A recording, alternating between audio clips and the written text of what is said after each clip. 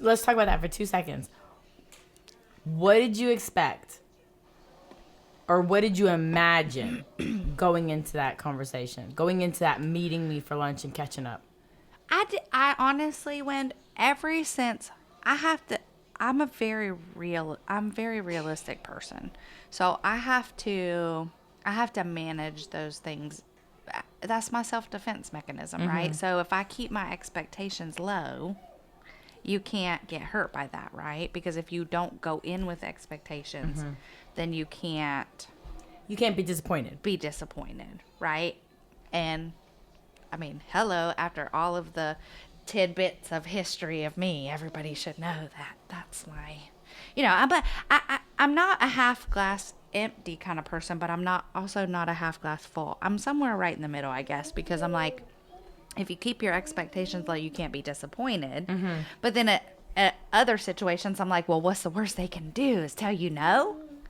And then you're no worse off than you were. So whoop-de-doo. You know what I mean? So it's kind of like that balance. So I really just didn't keep my I just kept my expectations in check. I was being just very real. Nervous. Let's just see. Yes, I was very nervous. I remember having the conversation with Matt, like, okay, I'm gonna go meet Melanie, and he was like, oh, okay, yeah. How you feel about that? Yeah. And I'm sure, and it was weird for you, right, too, to hear, because you're like, well, I don't know anything about this chick. Like, who's Melanie? And like, I mean, I'm sure it was weird, because you're like, well, who is this girl? Why are you going to meet her? And like, because I don't really think I talked to him much about you until you had messaged me. Right. Because at the time you guys met, you were at the moving on point. Moved on. Right. So like, what would there have been to bring up? Oh, I mean, he would have probably thought you were crazy. Like, what? Like, back in the day, me and my homegirl Melanie used to do this, this, and this. And he'd have been like, what? I think he might have seen you in some pictures. So Matt's just talking about... Yeah, because he doesn't have a mic. My husband doesn't have a mic, but he's definitely part of this conversation that we're having. Yeah, so he was just talking about how the first time he had heard of me was he heard about me and Wendi. At the Ludacris concert in Atlanta. Yeah, in underground Atlanta. And this was probably... We didn't have no business on no streets of Atlanta. It was probably, I don't know, 2003, 2004, maybe. Probably. So Wendi and I drive to underground Atlanta. We get a hotel right across from the entrance. This beautiful, older hotel right in... Did we get a discount? I bet I was working at the hotels at that point, and we got a discount. Yep. Okay. And it was, so we got a hotel. Now, mind you, Wendi and I knew zero zip zilch about Atlanta. Okay. I didn't live in the metro Atlanta area at the time. We lived in North Carolina. There wasn't nothing to do. We're like, we're going to go to Atlanta to see Luda. And David Banner, who took off his shirt and sweated all over Wendi on the accident by climbing up the balcony. And we just happened to be standing there. And he was like a huge dude. Yeah. Anyway, that's crazy anyway. We were at the Tabernacle in Atlanta. So I don't even remember that. But I do remember somebody climbing up. It was David Banner. Okay. It was David Banner. And he ripped his shirt off. And you had his shirt for a long time. Because he dropped it right on us. She had it for a long time. That was our souvenir from the concert. For a long time. Because we're like we were on the side. Up at the balcony on the top. The because we thought that it would be better to be up there above the speakers than instead of on the bottom where everybody was. Yeah. Yeah. It was crazy. But anyway. But yeah, so Matt was saying that he didn't hear anything about us till that. Now, we also went to 50 Cent. Oh, the Summerfest. The Summerfest. So we went and saw 50 Cent.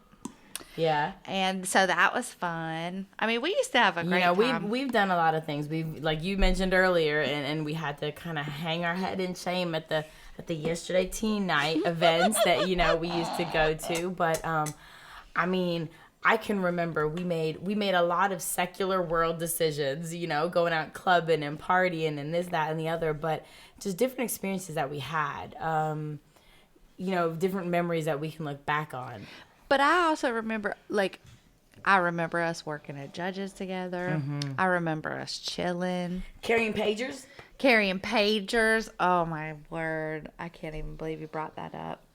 And I remember Wendi used to work for AT&T.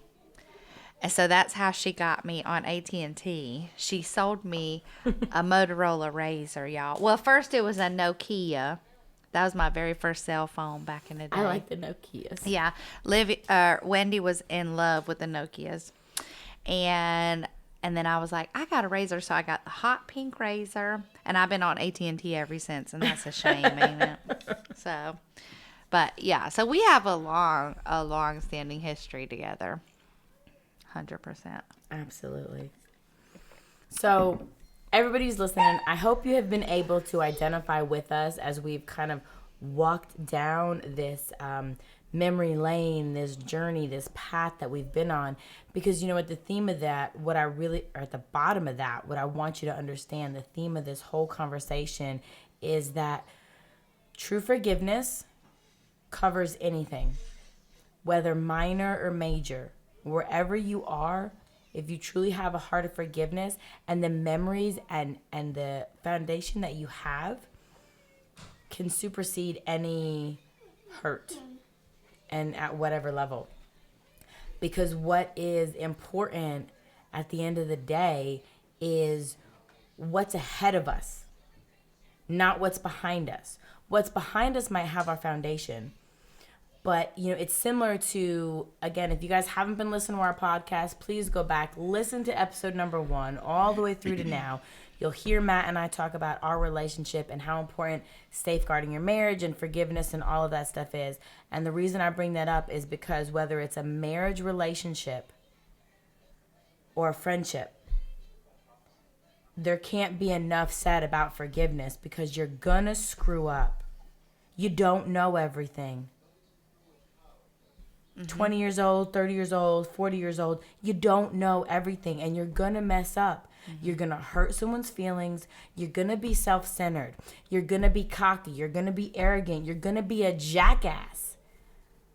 But that's not what's important. What's important is what's ahead of you. So can you be man enough, woman enough, person enough to forgive and to say, okay, what's ahead? Because honestly, when I got that message from you and I started thinking about it and we reconnected and we've been talking since, I'm excited about what kind of friendships we're going to build from here. Yeah. You know, I have visions of yaya sisterhood and stuff like that in our mind of when one day we're able to take a trip to the beach together and we chillin' with our Color Street nails, okay, shameless plug again, and our glass of wine and whatever it is you're drinking over there, and toast into all the memories that we have and how far we've come. Right. Because in our first episode, Matt and I talked about a couple that's in our church that has an incredible marriage. And I have no idea what their whole story is, but you know they have a foundation. You know they've been through some stuff, and you know they're stronger for everything they've been through. Right. And our friendship is only going to be stronger for what we've been through. Right. And yeah, we old, y'all, okay? So don't make fun. We almost 40, okay? But that's not the end of life. How many years of friendship do we have left? Right. Right.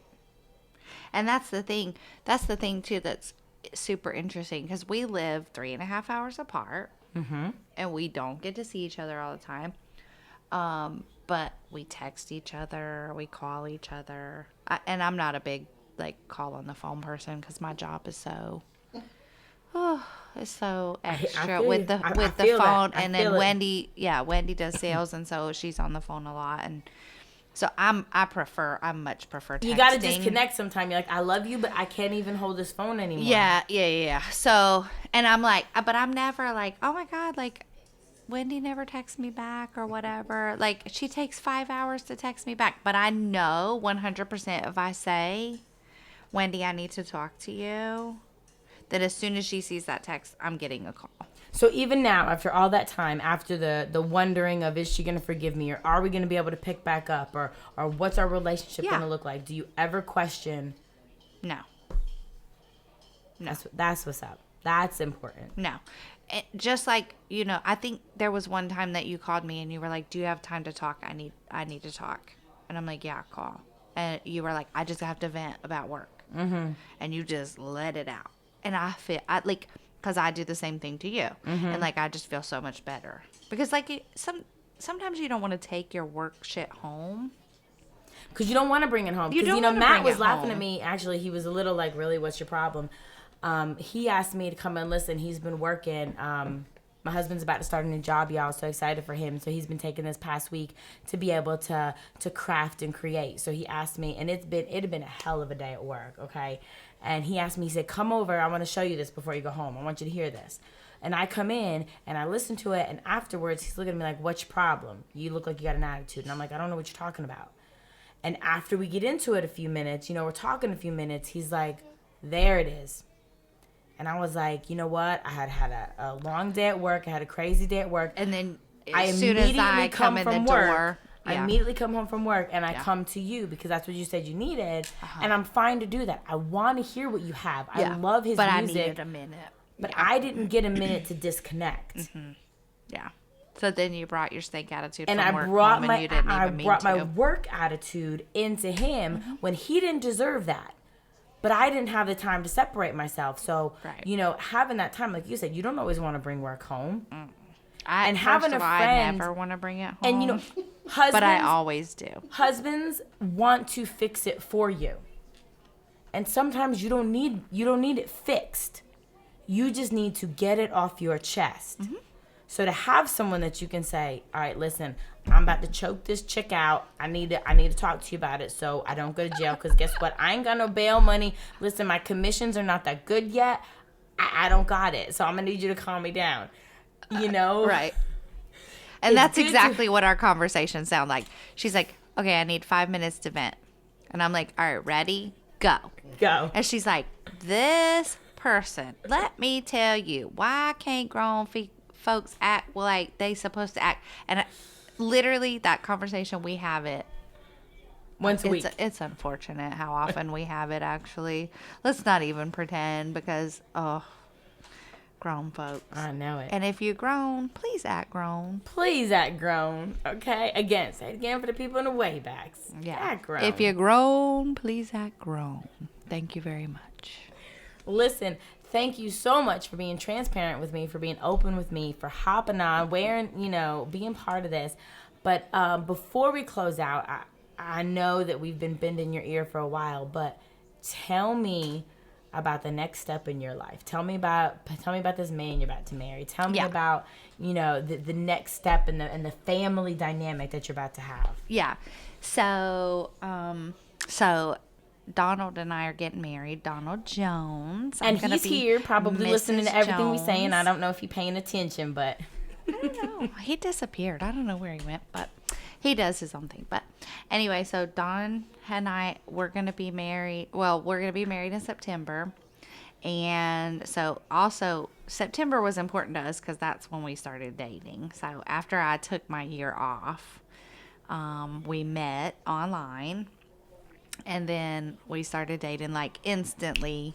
We were like, okay, this is going to be interesting. And so I don't know. The universe brought him to me 100%. I 100% believe that because when I was taking that year working on myself, I was like, okay, Mel, what you're doing is not working. Obviously it's not we working. might need to rework that list we got. Yeah. So I totally was like, all right, you need to think outside the box. And people that you wouldn't typically ordinarily date, probably, maybe you should consider them, right? Just have an open mind, have an open heart, and you're going to find what you need, right? So we met online. We were on Match.com, right? Match.com. And so we got, whatever. And I saw his profile and I messaged him and I was like, oh, I don't know. He's not going to, nothing's going to come of this, right? Because when you're online dating, and first of all, I had never done that. I had never done that before. So I was like, and then in addition to that, it's weird. Right. But the thing that I liked about online dating was I can I can message people from the comfort of my own home, and I never have to see these fools ever again, right? If it goes the wrong way. Exactly. If they come at me with something crazy, then I can 100% you blocked, no, right? Which happened quite a few times. Because if you come at me like, dang, girl, your body banging, right? Delete, block. You know, like you're gonna have to hit me with something. Hey, baby, what you do? How you doing? Oh, you a nurse? Oh, you do CPR? Because you just made my heart stop. I mean, I heard it. You want to take care of me? All kind of crazy things. So anyway, so I had just messaged him, and I was like, hey, I was just looking at your profile. I think we might be a good fit. If you wanted to chat, you should message me. And then so I started talking to him, and then we were just messaging back and forth like all day. And I was like, I can't wait to get a message from this fool, right? Like we were just like, he really piqued my interest. And at the time, and I tell him this all the time, at the time, I was talking to 2 other guys online. Both on Match? Online. Not, I think I was on Match, and I was on, Cupid or something. I don't know, whatever Plenty of it Fish was. or whatever? I don't know. No, I think Don was. I think Don was on Plenty of Fish. Okay. I wasn't. I think I was like Cupid or something. I don't know. It was really crazy. But yeah, so he was messaging me, and then I was talking to this other guy, and there was all kinds of other flags with this other guy. He was talking about, my kids need a mother, blah, blah, blah, and his kids were, like, younger, and I was like, oh, block, like, yeah, it was like that. So, but he and I just started talking, and then we made plans, we talked all that day, and then I finally because I wouldn't give people my phone number either. Like, it's like, you can message me through here or you can't message me, because I'm not giving you my phone number until I feel comfortable doing that. So anyway, so then I ended up giving him my phone number, like, later that evening. We had talked all day, back and forth. It was crazy. So, and then we were talking on the phone, and then we would talk for, like, hours and hours on the phone, which I don't do. Because I have a job in management, I hate the phone, and then every time it rings, I cringe. There's bad news, yeah. I'm like, ugh, like, I just don't like to hear the phone ring. But yeah, so anyway, so in September, we'll have been together for 2 years. And so we got engaged in May. We moved in together officially in January, but he was here before January. And then we got engaged in May officially, and then we're getting married in September. Woo! And we're getting married actually 2 days before our first date anniversary, which was why it was significant for us. We really wanted to get married in September. And so, what I see in the future, I mean, right now, I have a career. He has a career. He has 2 kids from his previous marriage, and I have 2 kids. And so now there's the 6 of us bunked up. We get his kids every other week. And then, Alexis is going to go back to college in August. And then, so we're just going to work on getting these kids the rest of the way raised, because his oldest is he'll be a senior this year. And then his youngest is going into the 7th grade, and then my youngest is going into the 8th grade. So we've got about 6 years. You so graciously let me know this morning that your kids are done and raised in 6 years. That's right, in 6 years. I just reminded Wendy that she's gonna be old when Rachel goes to college. Yes, old. Old. And I'm grateful for my husband because he keeps me young at heart, although he looks at me sometimes like, you boring. Well, I don't think it's that we're boring. But, oh no, he tells me all the time I'm boring. But when you're old like us, and I told Wendy today, I give you props, homegirl, because to be almost 39, she is 39, I'm almost 39, but to be 39 and have a 2-year-old, almost 3-year-old, no ma'am, I'm too tired. And work full time, and keep a house, and have, husband, all this. Yeah, man. It's a lot, but It's I keep reminding myself, you know what? It's worth it. My daughter has brought so much joy to my life. Of course. And And she is a good girl. She's a good girl. And if you hear anything in the background, like if you heard some word party in the background or something, that's because she's out here hanging out. Grateful for her, grateful for my husband, grateful for, the relationships that I'm learning to value, and the relationships that I'm learning to invest in. Mm-hmm. Because I will be honest with you, had it been 8 years ago, 10 years ago, I might not have responded to you. Right. Because we get so stuck in our own sense, in our own mind, in our own everything, and you forget what's really important because you feel like you're all that's important, and you're not, because you're not all that. You're just a piece of the puzzle. You're a piece of the pie, and you do your share. Yep. But yeah, I'm grateful. I'm excited for this podcast. I'm excited that it's going to give me an opportunity to have conversations like this. I don't think I'll ever be able to have another conversation like this with anyone else. Right. But I'm excited for the conversations that Matt and I are going to be able to have on this, whether we're talking about, struggles that we have, or successes that we have, or things that we don't agree with. I'm getting comfortable, and I like where I am. Mm-hmm. I like where I am in life. Could I do better? Of course. Do I want, remodeled home? Of course. Do I want vacations every year? Of course. But you know what? I'm blessed. I'm grateful. I am very thankful that you said, you know what, come down. Because honestly, when I told you I was coming, you mentioned last night, oh, there's no sense for you to stay in a hotel. I promise you, never crossed my mind to stay in a hotel. Yeah. I came expecting, I talked to you expecting that we would stay. Yeah. Expecting that you would welcome me into your home just the same as I would welcome you into mine. Of course. And to me, that says a whole lot about the foundation that's still there. Mm-hmm. The friendship that's still there, that's not going to go nowhere. Mm-mm. Not now, because I won't make the same mistake twice. 100%. 100%. And, I mean, it's just, it's interesting to me because, literally all we've been, so I had a bee problem in my house, so I, I don't really want to go anywhere. Plus, in Georgia, COVID-19, blah, and blah, it's blah, blah, hot. blah. It's hot as 40 hells here. 50 hells, 100 hells, however many hells. It's hot. You do not want to go to the depths of hell. Listen, the enemy is taunting us. Listen, is this where you want to be for the rest of your life? Because it's hot. But when I tell you, it's hot. It's so hot. But also, everything's closed down. You have to wear masks everywhere, whatever. So I knew we were going to be chilling, and that's okay. We've literally done nothing today except eat and chat. And just have a great time. But doesn't it remind you of back in the day when we used to do that? Yeah. It just feels so comfortable. We didn't ever have to have plans.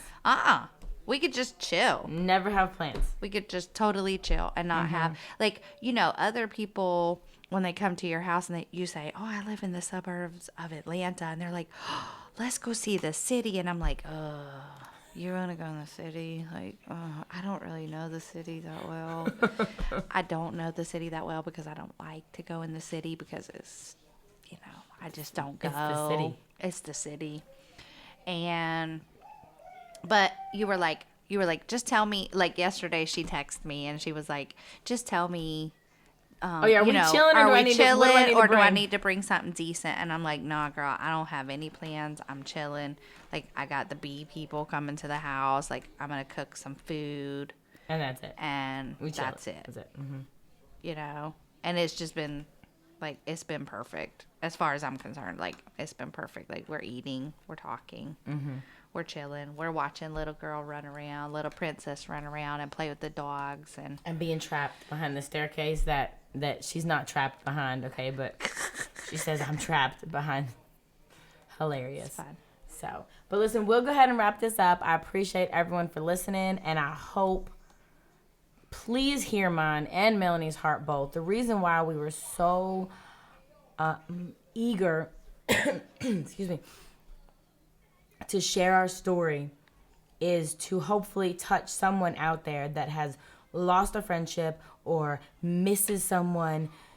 First of all, you're not missing anything if you don't try. You don't know what they're going to say unless you attempt. And your outcome could be so great. And if you're on the other side of a hurt, get over it. Because I promise you, you've hurt someone in the past. 100%. And you need to be forgiven of it too. So get over it. Let your pride go.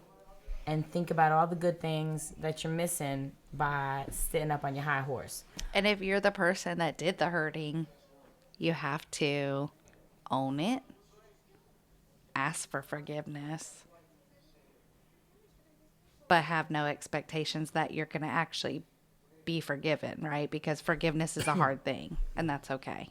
And that's okay. That's okay, right? Yeah. Because you have to let people heal in their own time.